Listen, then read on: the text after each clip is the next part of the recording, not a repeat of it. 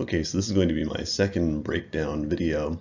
I did a previous breakdown video of a conversation with Anthony Magnabosco, and this one is going to be a video from good old Cordial Curiosity, Read Nice Wonder. And he had a conversation with a fellow named Dominique entitled Why Am I Believing This? And I thought it was a really good example of street epistemology, and so I thought it was worth doing a breakdown. The format you're going to notice is that you'll see a little clip of the video, and then the following slide will be my commentary. A lot of it will just be pointing out the street epistemology techniques that are being used, but I'll also indicate, in some cases, some of the perhaps bad paths that I would have traveled down, and how Reed does a much better job in this conversation than I would have. Now, like I said, the general format is video and then commentary, with the exception of this first video. There's really not a whole lot of commentary to it. It's just the introduction to the video. I like that Reed does this. He does this with all of his videos. This is the tease of the high point of the conversation. And of course, this conversation is entitled, Why Am I Believing This? And so, spoiler alert, there's some serious self-reflection in store. Right, but because nobody can question it, nobody can prove it. You can't prove faith, you can't prove any of these things. It's like, why am I believing this? So, is there a particular belief that you want to chat about? As far as like religion? Could be. Okay. Really, anything. Yeah, I can talk about, my background is Christianity. I was raised Southern Baptist. I don't necessarily believe in all the doctrine that the Bible teaches. Sometimes I feel like the Bible truly limits us and our expression. I believe like people talk about the glory and the splendor and the wonder of God. How can it be just confined to just 66 books? Yeah. I think I try to experience God on a more spiritual level. Okay. And I believe in spirituality more than anything. That's really what guides who I am and the way I think and believe. I believe that there is something that is been working on my behalf in this universe.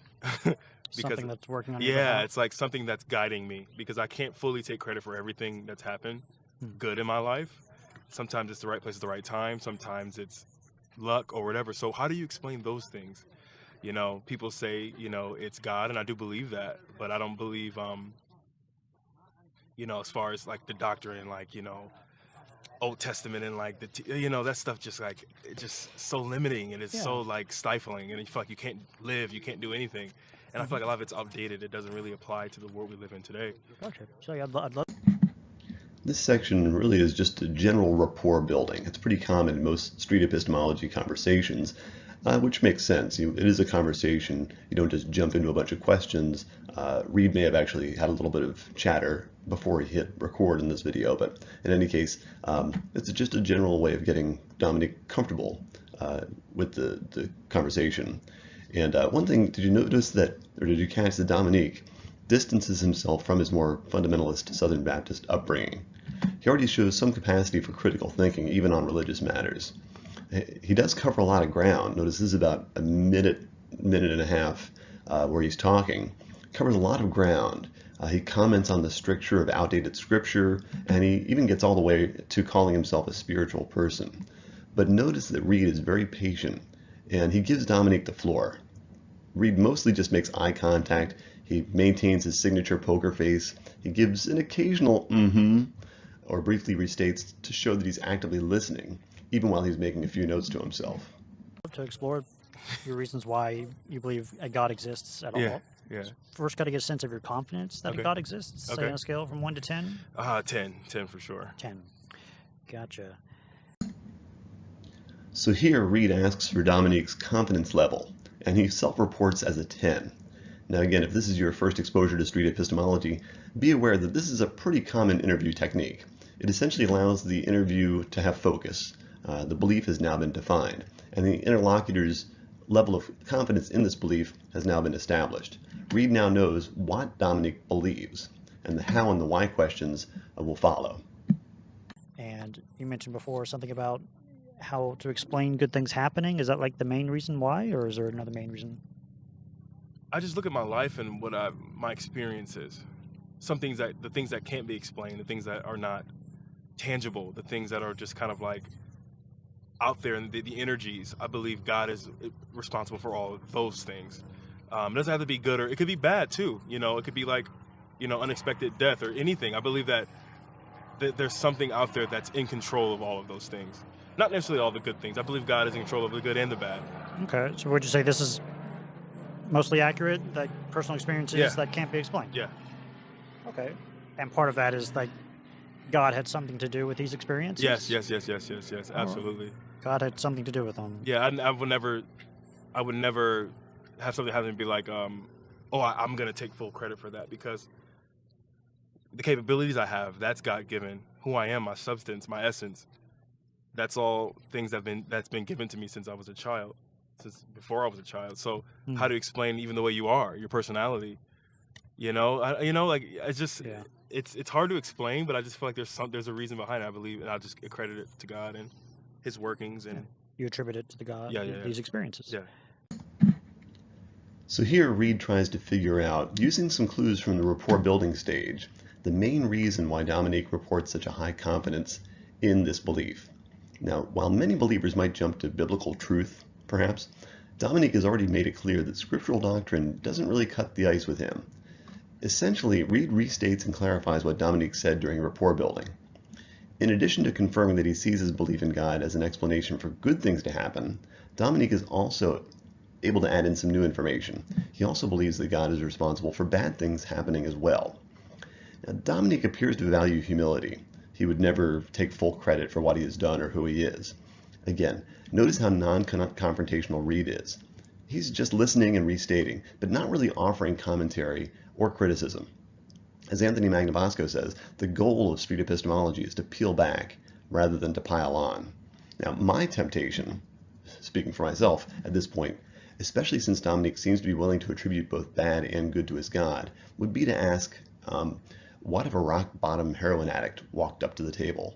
This person who probably has lied and manipulated everyone he or she knows, probably has stolen or robbed to fund his or her habit. What if that person walked up to the table? Could that person, quote, not take full credit for who he is, who he or she is as an addict?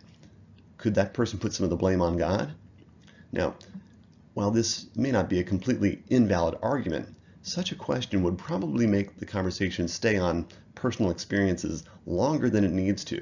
Notice that Reed doesn't camp out on this topic because he has a feeling that this is not the root reason for Dominique's belief.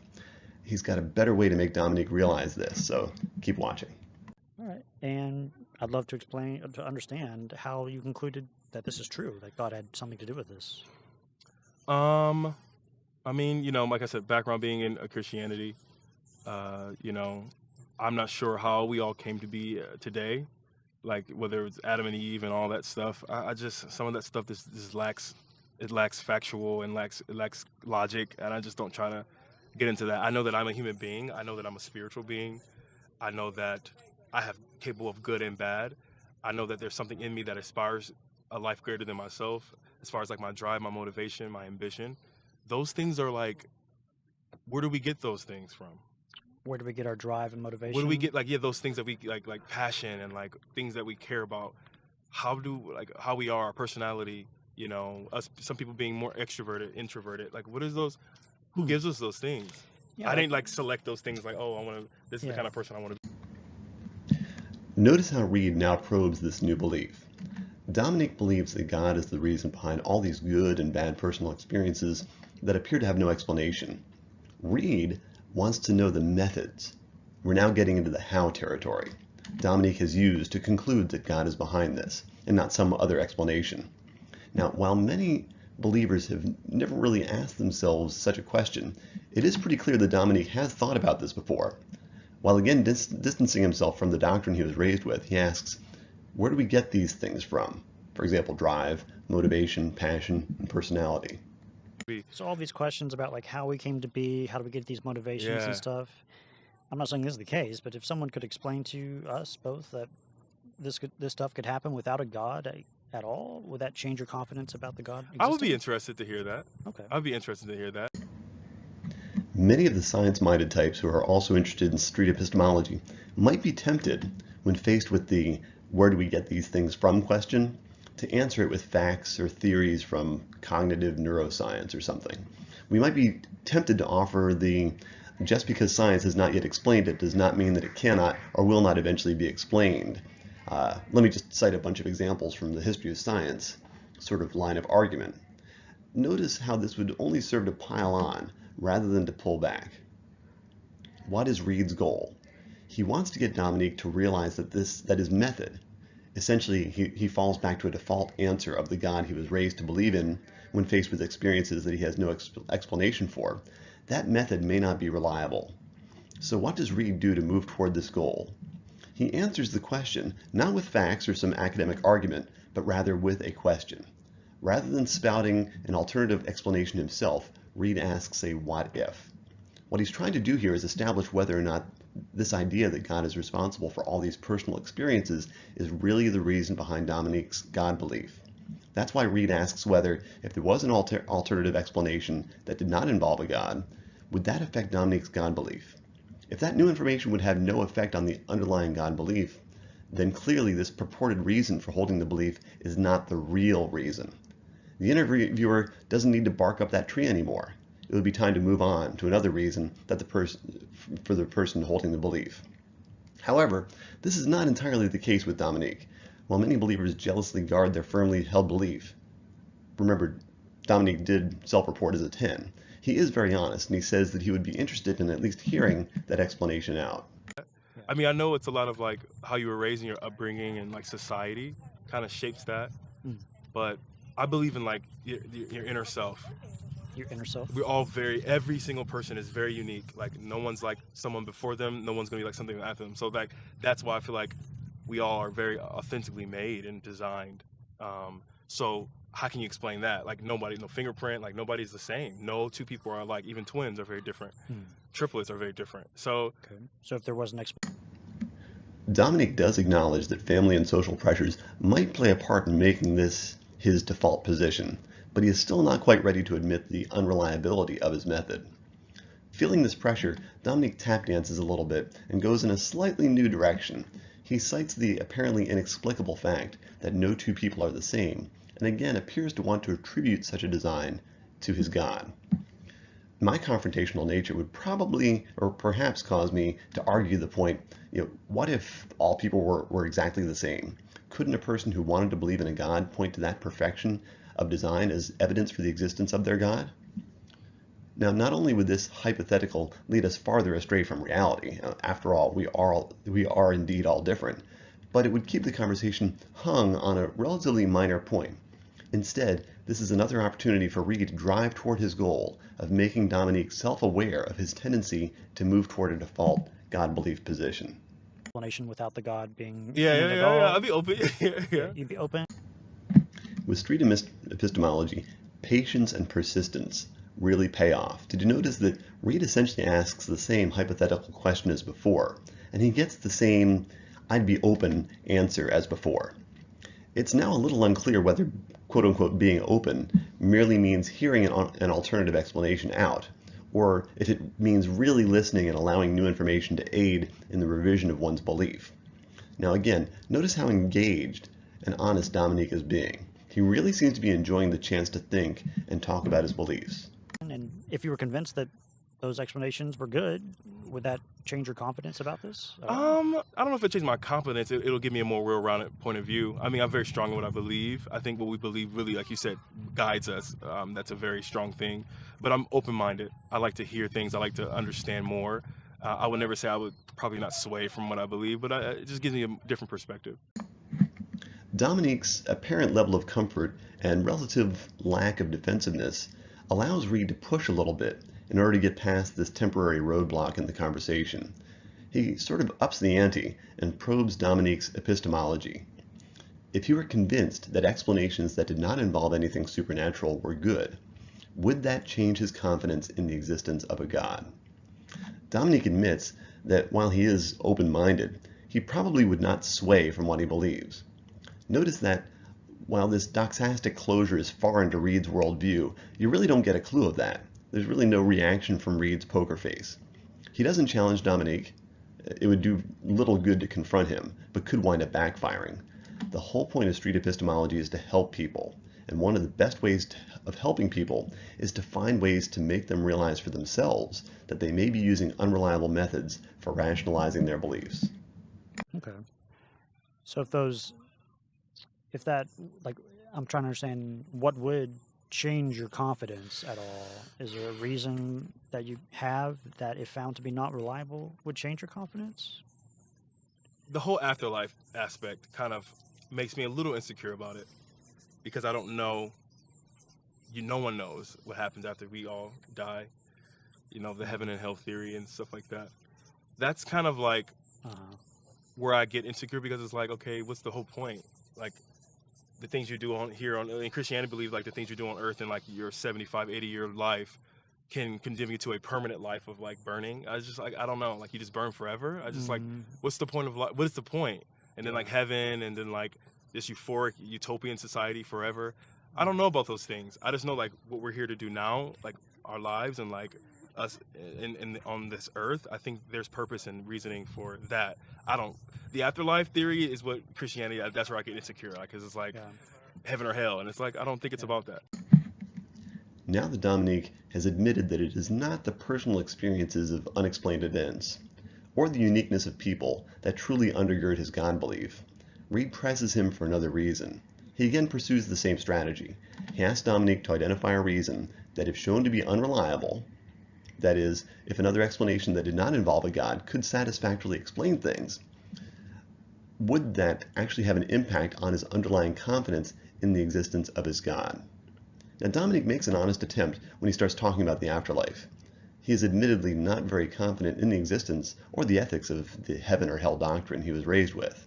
He is not confident about an afterlife because, quote unquote, nobody knows. So if you were somehow convinced that we don't survive our deaths at all, would that change your confidence about a God existing? That'd be interesting to hear about.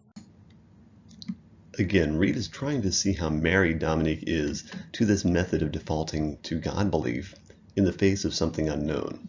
He again proposes the hypothetical that we don't survive our deaths, that there is no afterlife. If convinced of that, would Dominique's confidence in the God belief waver? Are you, I know this is my interview, but are you... I'm looking for reliable ways to come to a belief like this. I would say I'm very much lower on that scale, but I'm trying to find out reliable ways. Okay. Are you just more like, you want like factual things, or you want like more like, are you just seeking truth? I'm seeking truth, whatever is true. Okay. And I want reliable ways. Okay. Currently, I would think facts and evidence Right. are a very solid way to come to beliefs. Okay. Here's a very interesting point in the conversation. I call it reverse SE. First of all, Dominique is very engaged and is honestly answering the questions Reid is posing. But he's almost out of answers, and being comfortable with Reid's conversational style to this point, seeks some information from Reid. He's trying to find out whether Reid uses similar methods or not. And Reid, for his part, doesn't lay out his whole position or his worldview, but he effectively makes use of the metric of the confidence scale to help Dominique with the comparison. Reid mentions the importance of having reliable methods for accessing truth and lists facts and evidence as examples of these methods, which then leads into the next question. Okay. Is there any evidence or facts for this belief? It's faith. Faith. That's the crutch in Christianity. It's the faith element. People are like, oh, faith is just have faith, just hope, just believe. But faith can carry you a long way. Okay. Faith is really the basis of this religion. Faith. You have to just believe. Okay. Just believe. Believe in something that you can't see or that's not tangible. Okay. Is this... Notice how beautiful this exchange is. Rather than making this an interrogation, Reid managed to respond to Dominique's question, and he gave him valuable information. But he also kept the focus of the conversation on Dominique. Reid has just spelled out the criteria that, if met, would cause him to increase his confidence in a God belief, and asked, not in a challenging way, but with sincerity, whether or not Dominique can offer any facts or evidence for this belief. This is so important. While the street epistemologist should be interested in helping others, he or she must be open to the possibility that he or she might be helped. Reid is seeking information that, if available and reliable, might change his worldview. Because of the sincerity on both sides, Dominique is able to honestly admit that he has no data or evidence that Reed would find convincing, that it's all faith. Reed has finally gotten to the core reason for Dominique's God belief. Again, there is no discernible judgment on Reed's face. Just like the other reasons offered so far, Reed is going to ask about the reliability of faith, and, if shown to be unreliable, whether that would affect Dominique's confidence in his God belief. Is this way of coming to this belief reliable? It is, because it makes you become an optimist. I mean, even when bad things happen, you just kind of believe, you see things as good, all things as good. Even the things that happen that are misfortunate, you can take the good out of every situation. So it keeps you always connected to something, like your morale is always high. You know, if like there's a death, I was like, okay, it was their time, you know, it was their time to go. Like, we can see the good in their death, even though death is a sad thing, you know. So faith kind of allows you to live on a more upper echelon way of thinking and living and operating, versus being depressed and like getting down into like a lower state. So it really encourages high morality. Gotcha. So you're saying.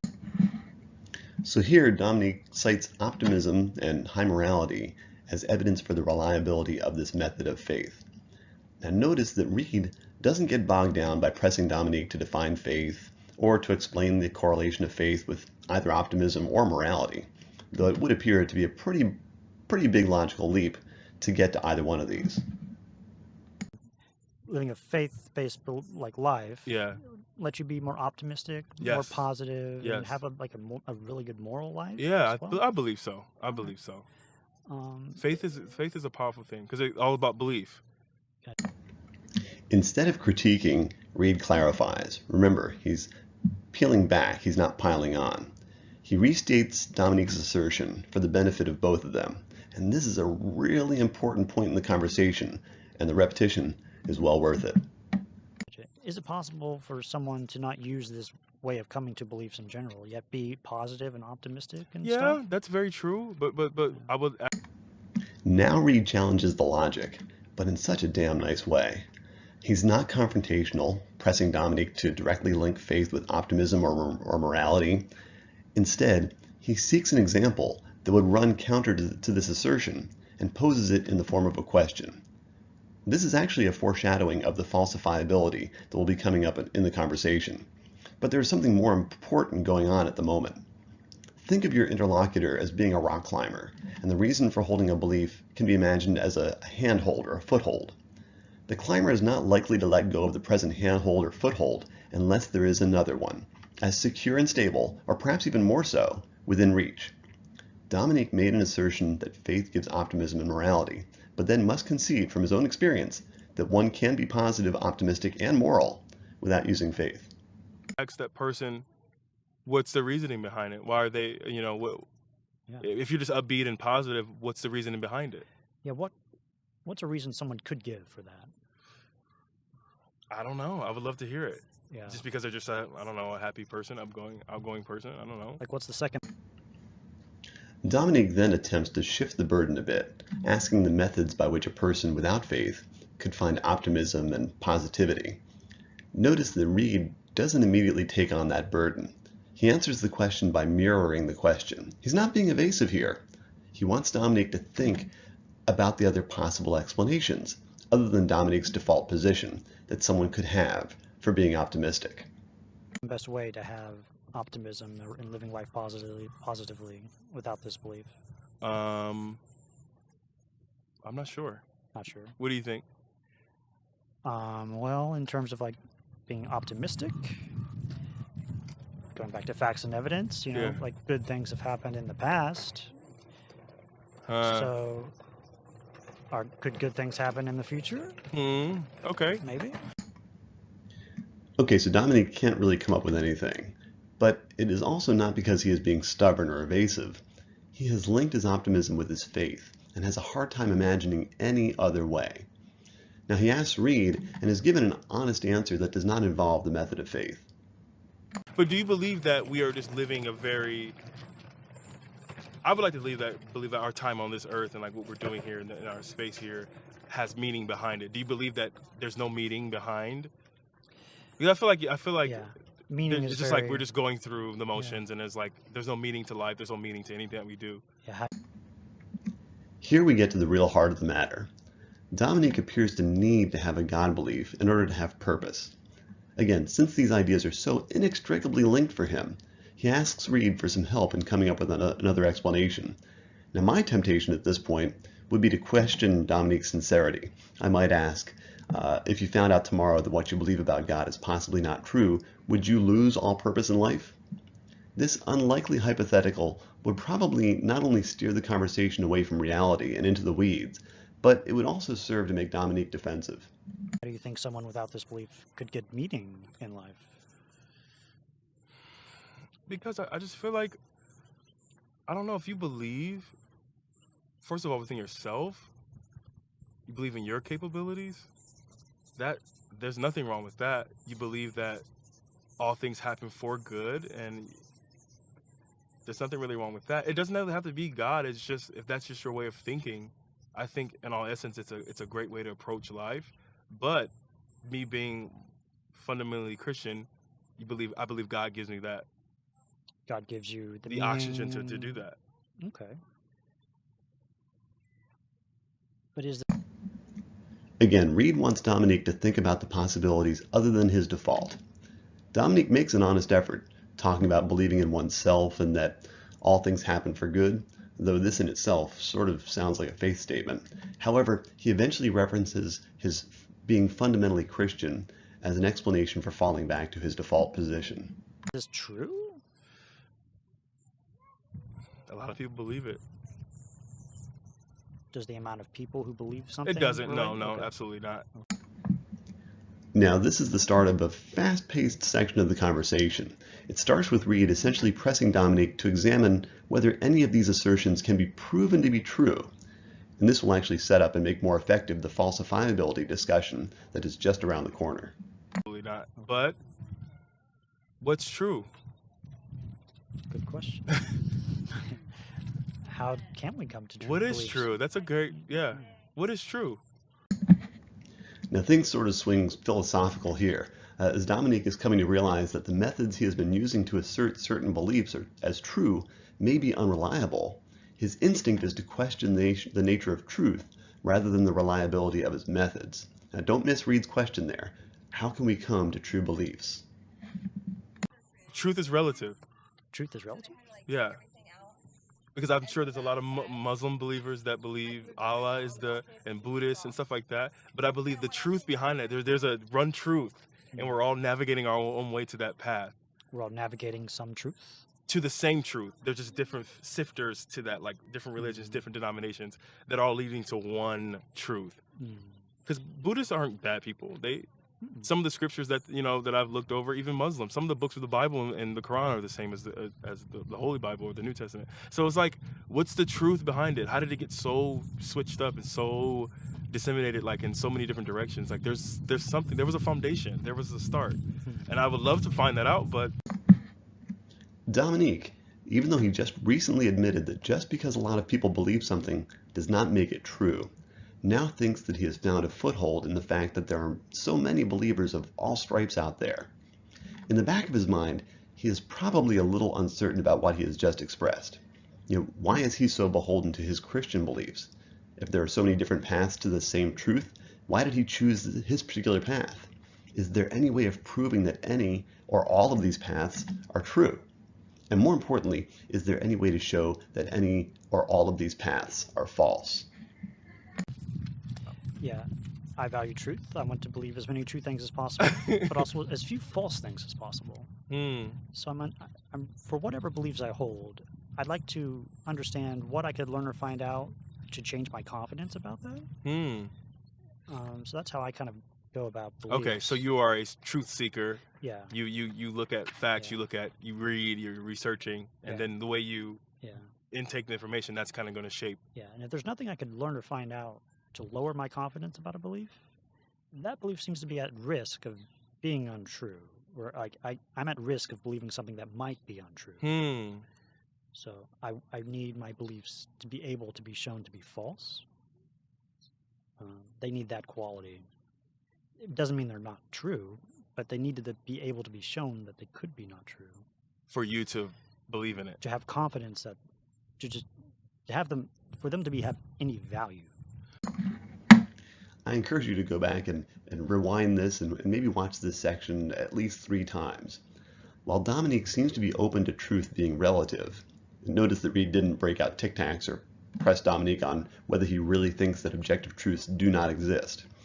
He has never considered falsifiability. And I think that Reed sensed that the truth is relative remark was sort of off the cuff and chose instead to pursue the path of falsifiability. And the reaction from Dominique clearly shows that this was the right decision.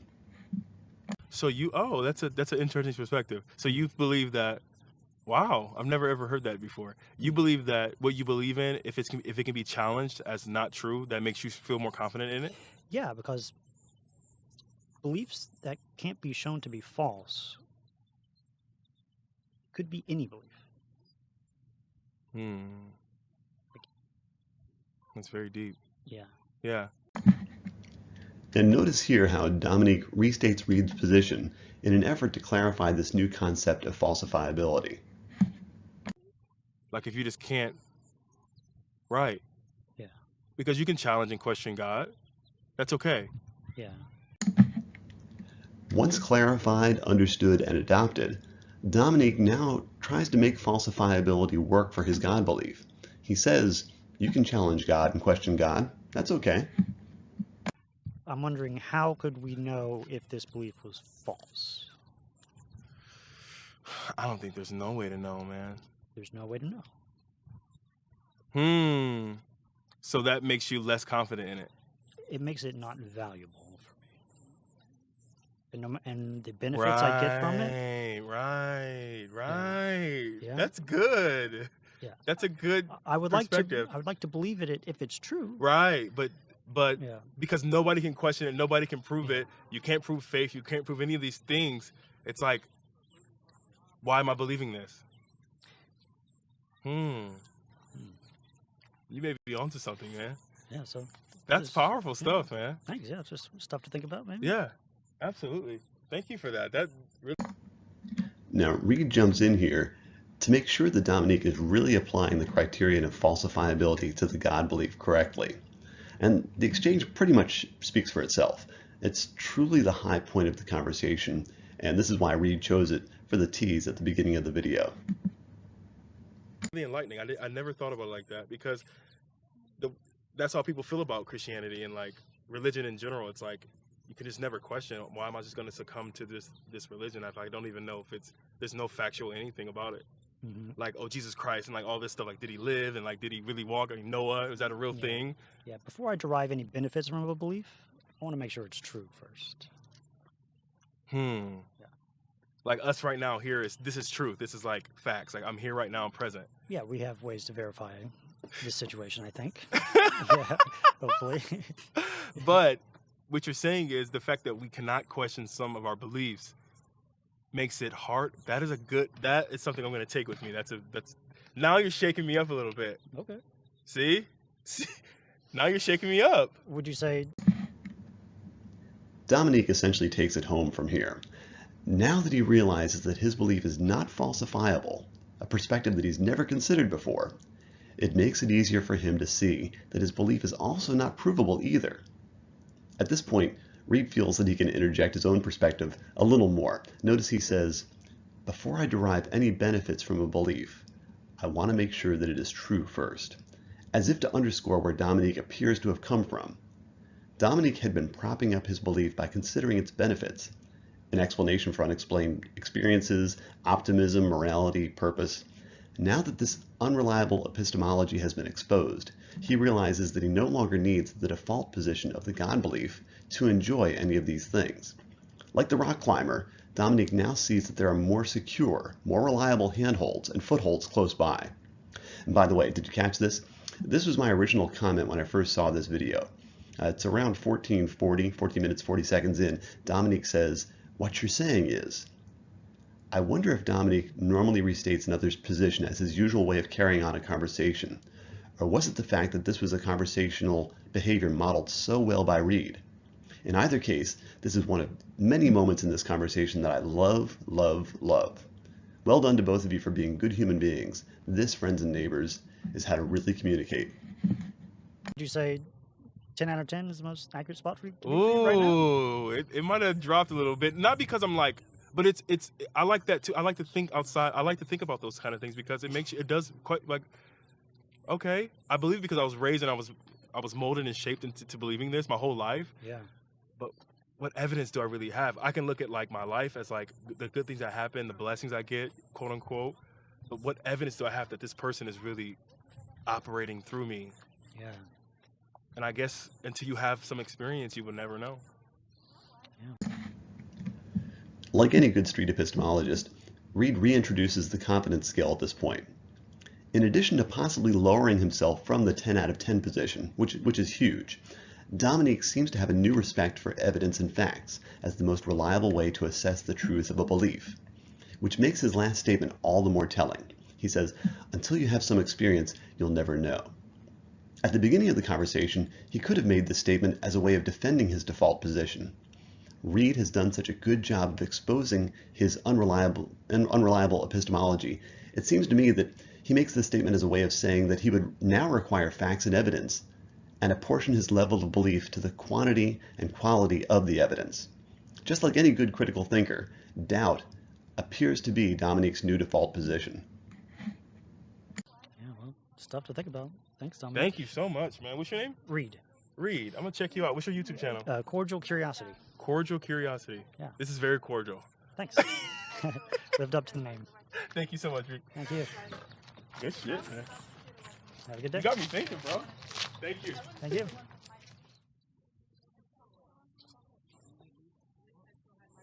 Wow.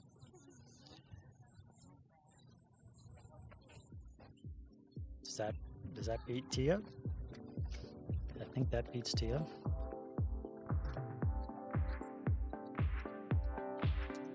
Nice. Nice. He was awesome.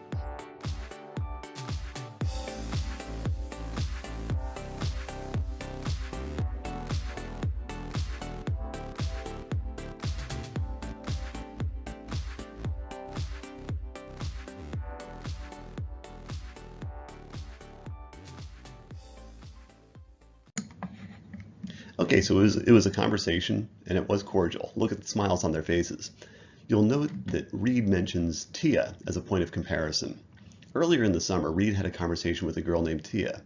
And if you like the Dominique conversation, I encourage you to watch, compare, and contrast with this one.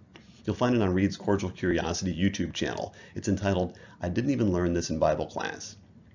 Anyway, in terms of this conversation with Dominique, Reed placed many pebbles in Dominique's shoes, and Dominique thanked him by saying, "You got me thinking, bro."